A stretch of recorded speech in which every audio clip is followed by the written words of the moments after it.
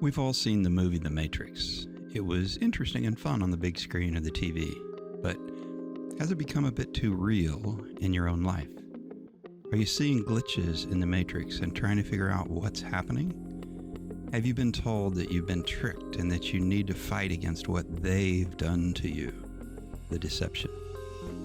Whether you're just beginning to notice, or if you've been searching for a more peaceful and congruent way to live without battling them, you're in the right place. I'm Ken, and I'll be joined by Eliza and Rena Stella. Let's explore together on the Liberty Ark. All right, we're back on the Liberty Ark Podcast, episode number 12 tonight. How are you doing, Eliza and Rena Stella? Eliza, talk first. Okay, it's like, doing fantastic. Happy to be here with you both. So thank you. Thank you, Ken. Now, you did say Eliza, so first. That's like the green light there, right? I'm pointing the wrong way. There you are. I can't find you. There you are, right there. Rena Stella, how are you this evening? I am doing great. Excited to be here and excited to have this discussion. I am too. I am really excited about tonight's discussion. I think the concept that we're going to be talking about is really fun, and it'll be very enlightening for people, I believe. A lot of people may not have ever heard of what we're going to talk about, and a lot of people may be kind of aware of it, but not really know how it influences their life. So I'm going to move this to episode 12, and I'm going to bring it up on the big screen if I can figure out how to do that. There we go. So Eliza, you want to read this for us, and then we'll talk through things. Here we go. Happy to, Ken. Thank you. Episode 12, Reclaiming Autonomy, Creating a New Paradigm. Ultimately, the goal is to create a new paradigm that moves away from the cycles of control and dependency that have dominated human history. This involves rethinking our relationship with money, work, and legal systems. It means creating communities and systems that prioritize well-being, fairness, and autonomy over profit and control.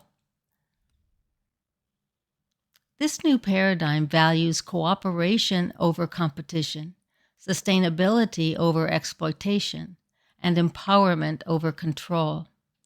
It recognizes that true freedom comes from within and that external systems should support, not hinder, this freedom. Let me get that big screen off here. There we go. We're all back here again. So, big new $25 word there that was pretty important throughout that reading is paradigm. And that's probably mainly what we'll talk about throughout this evening, is clarify what is a paradigm? How does it influence you? Do you have any control over it? So I'm going to go to a definition that Eliza brought us. And where did you get the definition? Do you remember, Eliza? Or you make it up? I did not make it up. Hey, it's okay. We need to be creative. Absolutely. It was something as simple as, say, Webster's or Wikipedia, or, I compared several, but they are all saying the same thing. This one seemed to be the most succinct to cover the basis of what we are trying to talk about here. You want to read through that, and then we'll kind of spend some time on it? Yeah. So what is a paradigm? It's a set of assumptions, concepts, values, and practices that constitutes a way of viewing reality for the community that shares them, especially in an intellectual discipline. So a view of reality. What do you think? What's your thoughts on that, Rena Stella? Well, to me, it individually, we all have a way of seeing things, so we each have our own paradigm on in general of how we see everything. We all have a different paradigm. We're living in the same world, but our lens, the way we see things, our beliefs. Yeah, we all have our own paradigm. Yeah. Couples relationships can bring these paradigms out a lot in my experience. I remember in my second marriage, we would have a conversation and I would say something. And then 2 weeks later, my wife would say, "You said X." And I would say, "No, I didn't say X." And I would state back the words that I said. And she'd say, "Yeah. But what you just told me is not what I just told you." Right? She was perceiving what I said to be what she said that I said. But they were two different things completely. But looking from her world, that's what the words I said meant. That's how she interpreted them. So that was her reality, that is what I had actually said. When it wasn't either what I said or what I meant, but it's what she interpreted that I said to mean, because she was perceiving through her lens, not through my lens.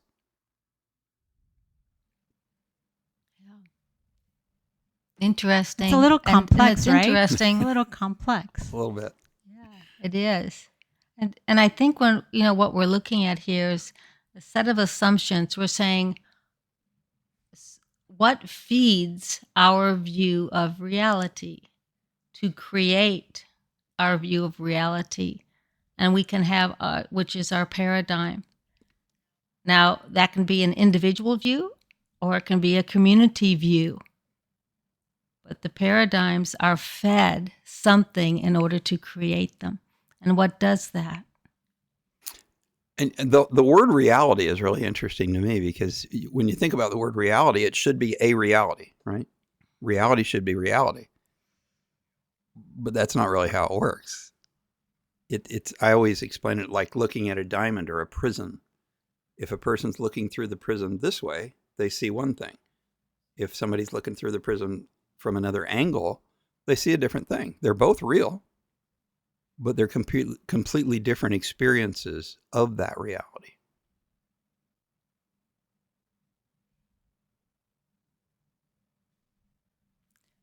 So a question is are these just natural occurrences, our natural existence that we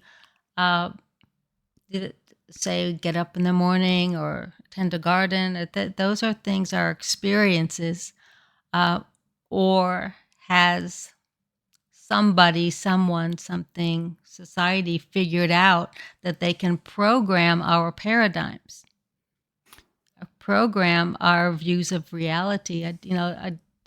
I think I'm going towards like the answer is yes. I think it's been figured out that these paradigms can be programmed if we're not aware. Yeah, I think the paradigms are a natural way that humans experience the world. And that leaves us subject to having them manipulated by the people that want us to see things in a certain way and experience things in a certain way. But I think it's a natural underlying tendency of humanity.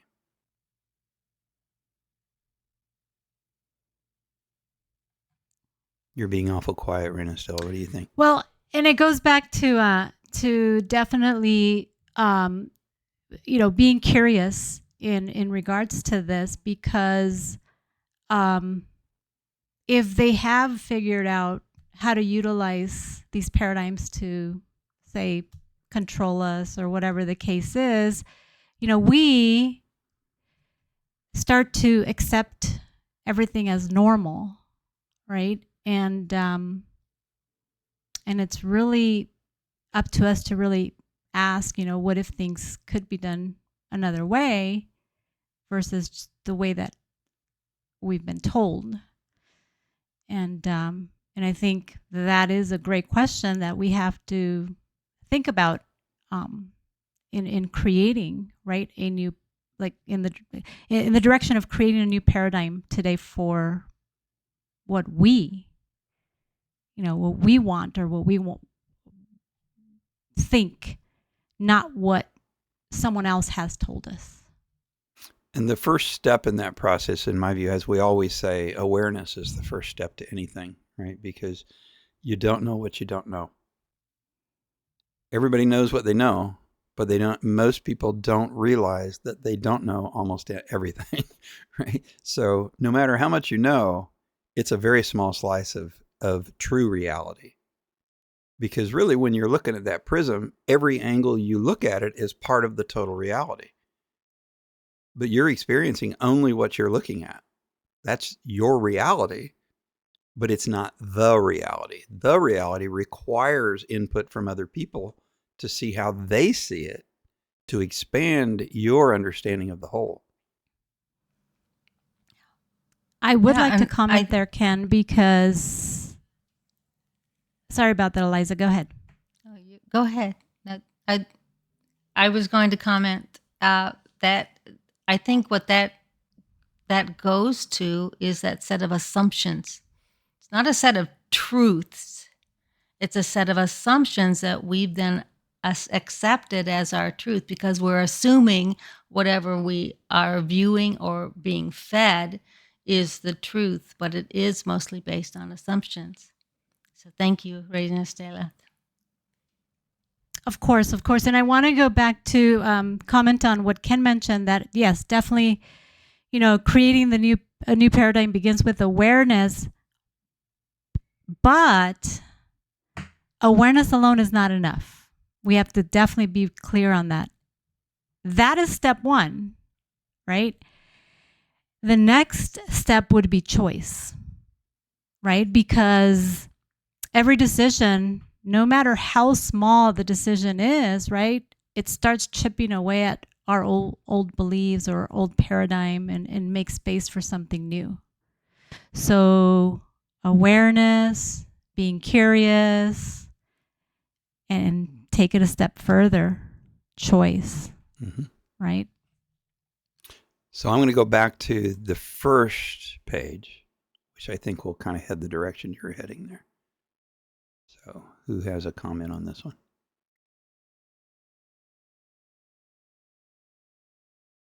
I mean, there's where that choice is, right? Ultimately, the goal is to create a new paradigm. That's not what usually happens with people in my experience. When they begin to recognize that they may not be seeing the whole thing, they tend to go back to comfort, to what they know, what they've experienced, what's comfortable for them. And it's uncomfortable to go, wait, there's more here. Let me search that out, as opposed to pulling my head back in and staying safe. Well, it does involve like rethinking relationships we have with what we learned along the way, right? With money, with work, with the legal systems. But hopefully I'm on the track, and this is relatable to this sentence, because one of the big things that specifically this week I've been talking to my family at dinner is how important it is for us to understand and create our own beliefs of what is good for us when we intake, whether it's food or medicine.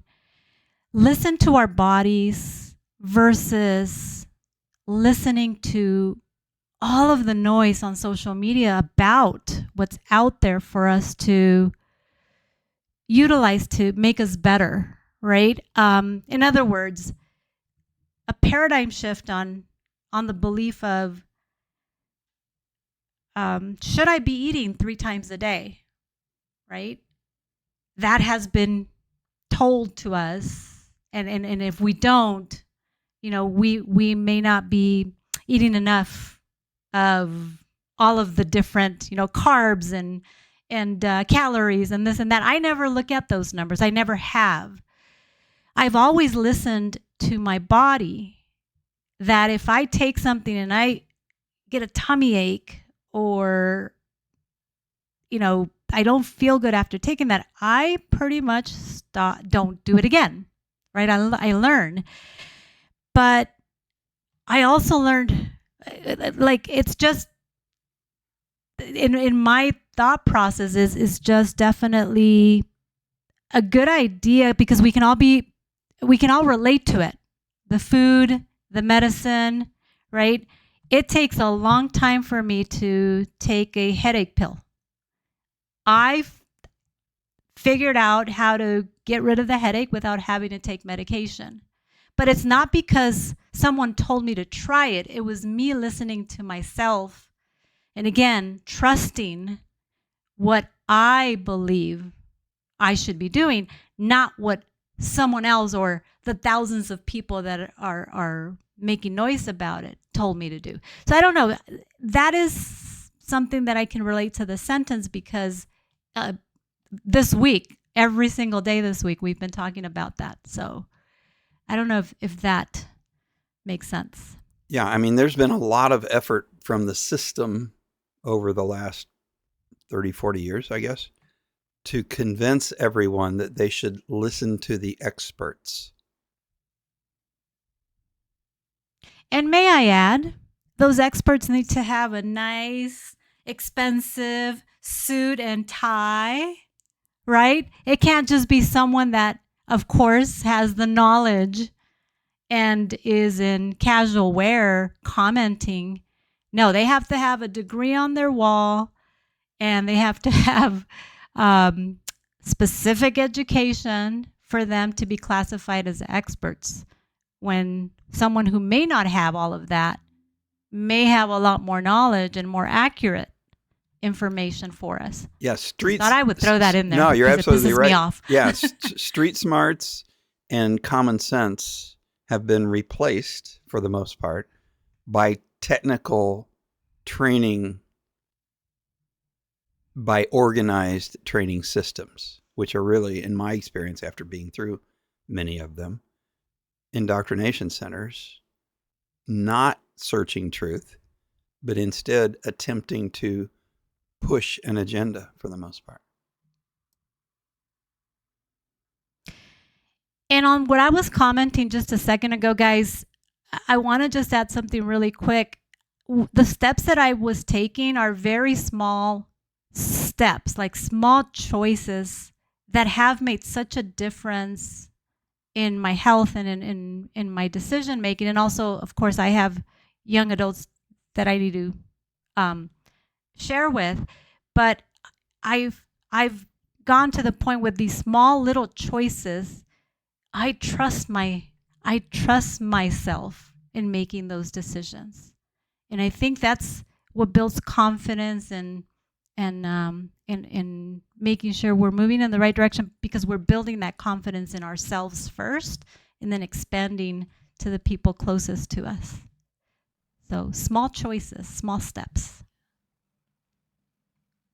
I think, and what you're talking about right now, Stella, is so important, because we were talking about there are personal paradigms, personal sets of beliefs, and then community sets of beliefs. That trusting our intuition, trusting our own beliefs and feelings, etc., to challenge, to say, is this actually the best path that I truly want to go? But what is exactly where to start. But it takes some courage, because what's being pushed upon us, and some of it's not all bad, but say your family, your community, that you must, this is what the family does, this is what the community does. And more, that's being tapped into to say, follow the herd. Okay, so a paradigm shift, as you are so well bringing out, starts at an individual level. And believe me, there is always going to be a supportive community there that you'll find. But you start with self. So I'm so glad you went into that. Yeah, and one of the things that you can do is definitely pick an aspect of your life, right? I selected intake, health, food that I'm putting in my body, the medicine that I select to utilize, if any, right? But it could be pick, let's say, money, or pick work, or even obligations, or something legal, right? Just pick something in your life that's impacting you, and focus there. Start there. And again, yes, start with yourself, and then you can definitely grow that community for support and so forth.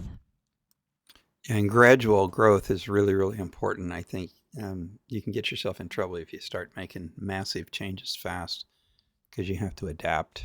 And that's really what this is saying. The goal is to create a new paradigm that moves away from the cycles of control and dependency. Not that jumps from 0 to 100 right now. You got to adapt some things in your life, because any kind of paradigm change is going to make some pretty significant changes in your world.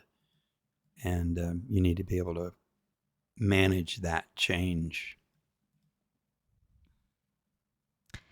Gradually is a word, definitely. It needs to be done gradually.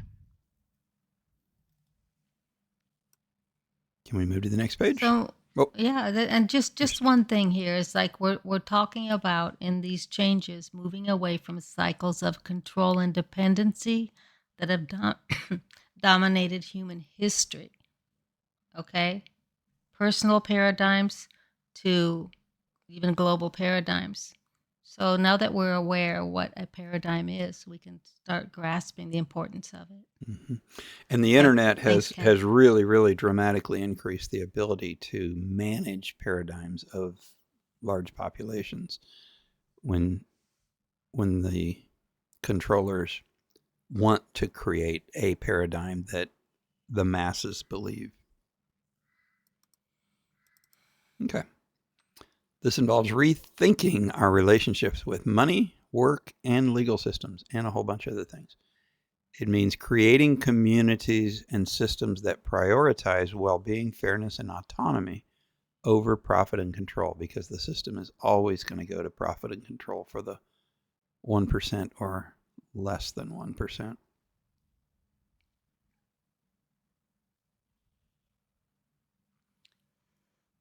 And I think I just have to say that it's so sad. So sorry about that, Eliza. So sad to know that in general, society now places profits over people. That is just a hard reality, right? And I think it's definitely important for us to understand that no matter what, from the previous comment you just made there, Ken, before we read the sentence, is control of the masses, or even implementing a paradigm that will impact the masses. I mean, that is how they operate, right? They're not wanting to impact one person or 10 people or 100. It's always it has to be an impact on the masses. So yeah, I think it's definitely important to comment there before we go further, but it's definitely interesting, that hard reality that I just mentioned of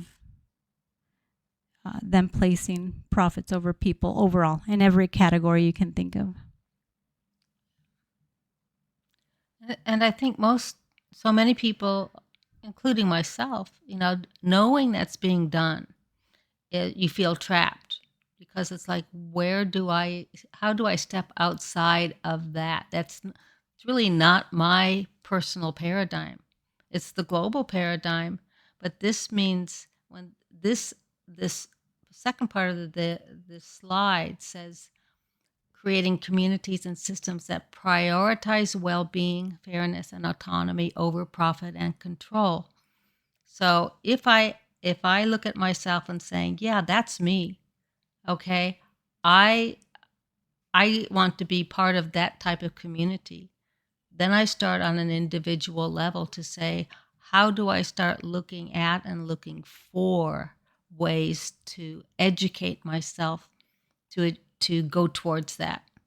Because I think so many of us, our intuition, who we are, is not happy with the way things are set up, but we don't know a way to go forward. And we do that by starting to ask questions. And our entry video is this sound on it is the Matrix, right? And that's, that was the basis of it, of seeing glitches and going, wait, something's not right here. I've been told X, but it looks like maybe something is not quite exactly the way I've been told. But everybody else is still living in that matrix and continuing to tell you that that's the way it is. So it's the weirdos that recognize that something's not right. And you have to find other weirdos that are recognizing something's not right. Or you tend to go back in your hole just because you think you're the odd man out and there's just nobody else that gets it. So the community aspect of it is really helpful to purposefully search out other people that are asking the same questions that you're asking. I love the saying, follow the white rabbit. Maybe White Rabbit Academy even. Mm-hmm. But you bring up the matrix. Follow the white rabbit.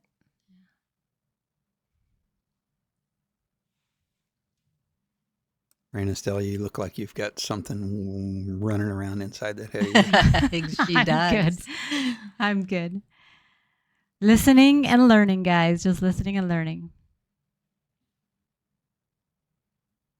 So yeah, Raina, Stella, go ahead. Go ahead, please. Oh, you talk about your 4 young adults and responding to these paradigms of family, of community, social media, etc. It's so overwhelming that you can sit and discuss as a family. I think is so wonderful. Yeah, I mean, we have to be vocal with our closest people in sharing, right? Because, I mean, as individuals, we're trapped in these cycles of dependency, right? When profit and control dominate, we're trapped. So, but yeah, no, those discussions are great. Okay, I'm heading to the last screen unless you guys want to say more on this one. We're good. Good. There we go. Cooperation over competition. Now that's interesting because the system is totally designed to keep everyone in competition with each other. And not only, there's nothing wrong with competition. Competition has a very positive aspect to it. But I love competition. I do too. Bring it on. But not the way the system promotes it, which is you're bad and wrong, and I'm the only one that's right. So that there's battles actually trying to denigrate the other person, as opposed to competition like in a sports competitive standpoint, you're both making each other better, right? In a sports situation, if you don't play a player that's better than you, you're never going to improve. So the whole purpose of that type of competition is to improve both parties, which is almost a version of cooperation, really, if you're agreeing to compete with each other for the purpose of making each other better. So competition by itself is not a bad thing, but competition from the standpoint of I want to knock you down so it makes me look better, that's a whole different animal. Or bringing up topics that are going to make people argue in regards to the topics brought up, right?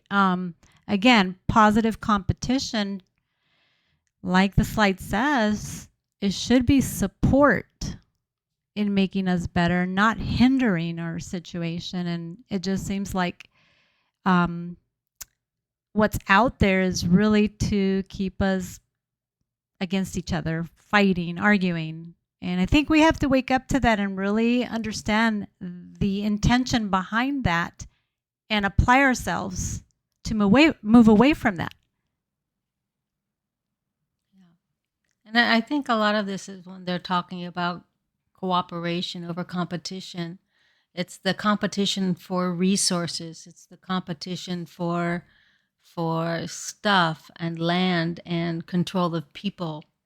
Okay, that it's power.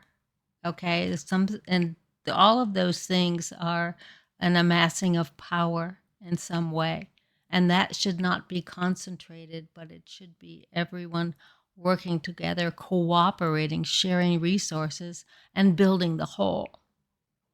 So I think a lot of this is what it's talking about as it leads into looking at sustainability over exploitation, etc., empowerment over control. So in this case, the competition is for it's mine and I don't care what's left over for you. And we want to move in a different direction.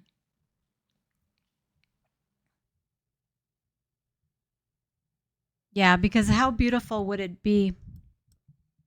How beautiful would it be if, as we talk about a new paradigm, week after week, month after month, every year, politicians come and promise things, but it just seems like really the end result is always the same, which is they're power hungry, and it seems to be that it is for the good of us, all of us, the masses. But shifting into the new paradigm, I think the beautiful part would be that each of us individually participate, cooperate, and help each other out in accomplishing what we really want for ourselves, our families, our closest people, our community, and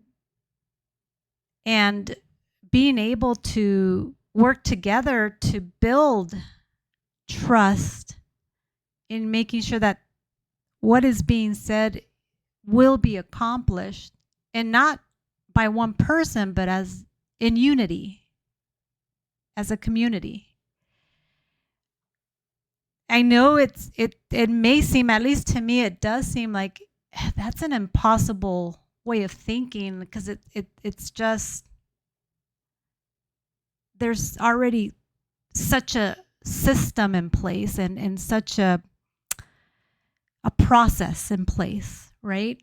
And it may seem like it is impossible, and I do feel like, wow, that's a huge project. That's a huge process. But again, I personally, even though I do feel that way, in my quiet time, I do believe that it begins with me. And if I can, again, look for that new paradigm and create that paradigm I want, I can end up impacting, the next person, or my next young adult that's going to then impact the next young adult, and so forth. I just feel like it is baby steps, it is doable, and it's up to us, each of us. I'm going to read something here that I wish I'd have put up for us to read together. But Buckminster Fuller was an interesting guy that understood paradigms, and there's a famous quote that he made.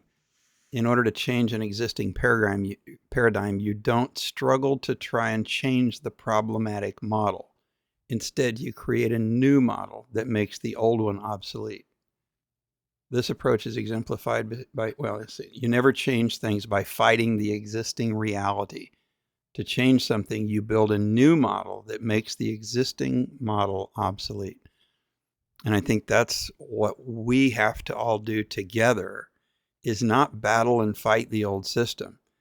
It doesn't matter whether you run out there and put on a red hat or a blue hat, you're still playing their game. It's just fight each other, and nobody ever makes progress, except the big shots make more money and the 1% becomes richer. But we have to work together to create a situation that does not rely upon them so that they become unnecessary, basically. So that, to me, that's the job that we're all trying to work on. And I'll say to that, that it's all about living intentionally rather than reacting automatically to what's already in place. And little by little about building that new system, again, for starting with us, that serve life rather than control it. And going back to the path is gradual, but every step we take does matter. And that first step of being aware, curious, asking questions, those are steps. They're small steps, but they do matter. And the little phrase that I go back to over and over and over is personal responsibility. It's nobody owes me anything. My job is to take care of me. And they can want whatever they want, and I'm not going to try to injure or harm them, but I'm also not going to be controlled by them and run my life the way they tell me to run it. I'm going to work to create a new situation where they're irrelevant, basically. When I learned how important accountability was, gosh, it feels good when I can say, okay, it's my fault. Don't worry. It's my fault. Like, it feels really good once you understand how important that, even if it wasn't your fault, that feeling you get. Because it pretty much ends any arguments. It ends any controversies. Like, I'll take accountability. Don't worry. It was me. My fault. My mom had a fabulous saying. Her response whenever somebody tried to blame her about something that she knew she wasn't to blame for, her response was, "I got broad shoulders. Hit me." What a great mom! But you both are so right. Exactly. It diffuses things, but it also, in some cases, will trace back to at some point that you stepped into it. You agreed to something, and there were cascading effects that we can say, well, that had nothing to do with me, but yes, it did. And when we realize that, it's so empowering. Yeah, and we can laugh at it and then go forward. It's empowerment, So, yeah. Eliza. That's the correct word. It is empowerment when you're able to say that, because that victim mentality completely vanishes. 100%. The empowerment you feel when you say that it's like no other feeling. Love it. I agree. We are probably to the end of this session. You guys have any closing thoughts? Man, we can go long on this session, but I know that we definitely made the point on this little short version here. But loved it. Thank you so much for definitely bringing this up. There's a great read there from just generally Rebecca and Jonathan. Generally, conceptually, I think paradigm is one of the most important concepts that people can get. Control or contracts within the law is an incredibly important concept, but just in overall life, paradigms are amazing to understand. A huge one. And I if I could add just, finally, if you're making a personal choice to say, let me take a look at my own paradigms, let me take a look at my family and community paradigms, but then go forward with some sort of education. Okay, it's all going forward to say, how can I learn what a shift would contain? Outside of what I already think I know, I probably don't know. So educate, spend some time, put away some of the other things you may be doing in life to pursue that kind of education.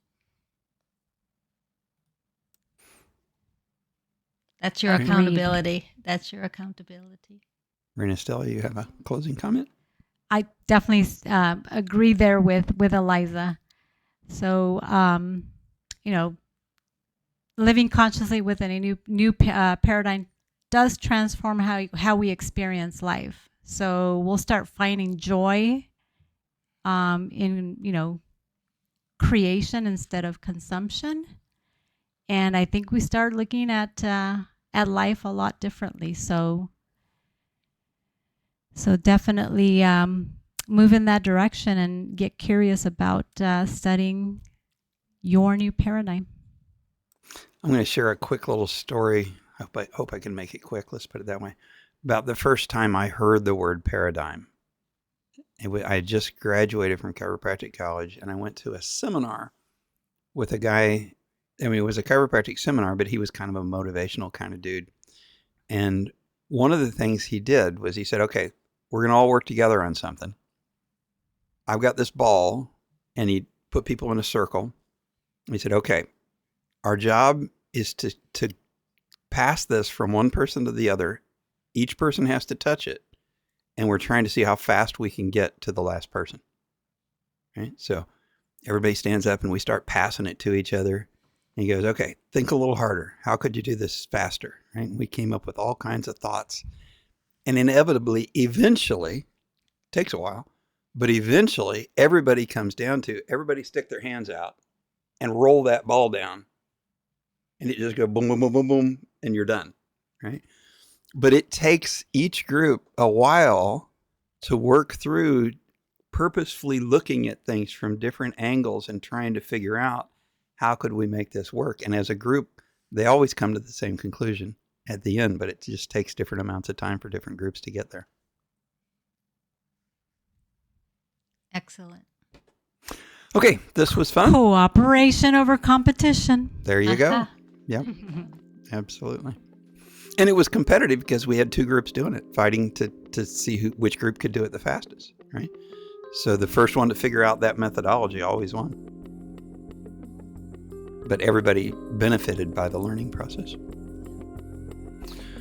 Okay, we're done with episode 12, and we will be back for episode 13 for another round of fun. Thank you, guys. Thank you. Reina Estela. It was great. Much love. The views expressed in this Liberty Ark podcast are for informational and educational purposes only. They do not constitute legal or tax advice, and they may not reflect the official positions of anyone at all, really. We want to express our appreciation to the authors of the unpublished manuscript titled The Great International Heist, on which the Liberty Ark podcast is based. Rebecca and Jonathan Rodriguez, the authors, provide courses that go into much greater depth and are available at libertyarkpodcast.com/white rabbit.